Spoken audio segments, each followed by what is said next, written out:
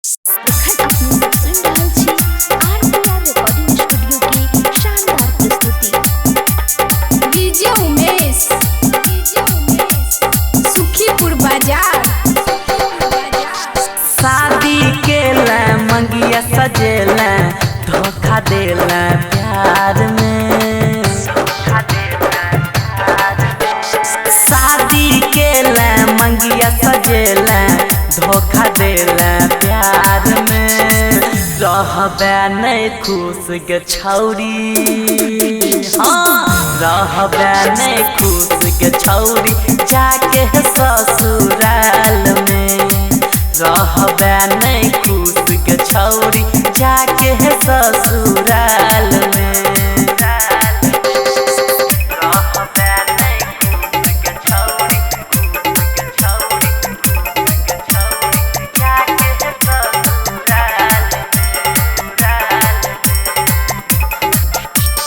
Music by DJ Umesh Sukhipur Bazar. Music by DJ Umesh Sukhipur Bazar. प्यार में रहे गोरी कौन कसूर गे।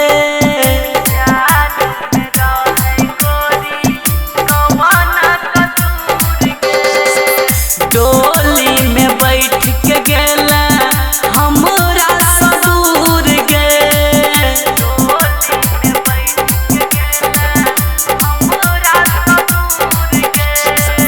डोली में बैठ के गेला हमरा ससुर गे।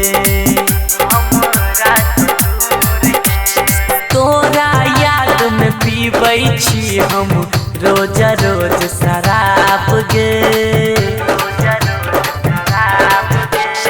तोरा याद में पीबै छी हम रोज रोज शराब गे।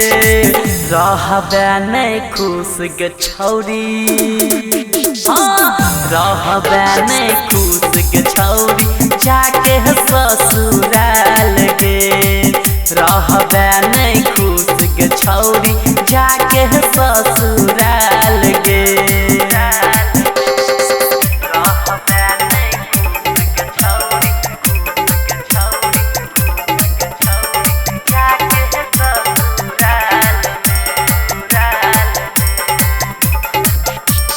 Music by DJ Umesh Sukhipur Bazar. Music by DJ Umesh Sukhipur Bazar. गायक अजीत तोरा करतौ नहीं माफ गे।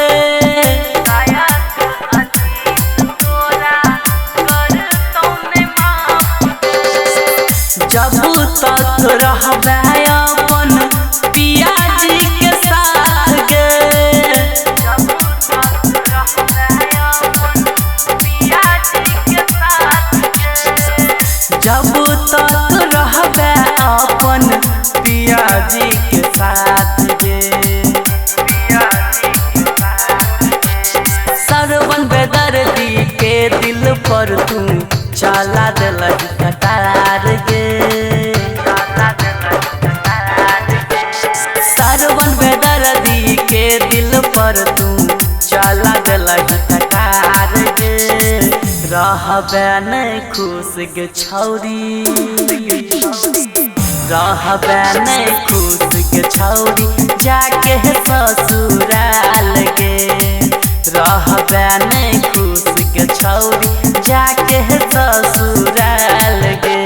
शादी के ला मंगिया सजेला धोखा देला प्यार में।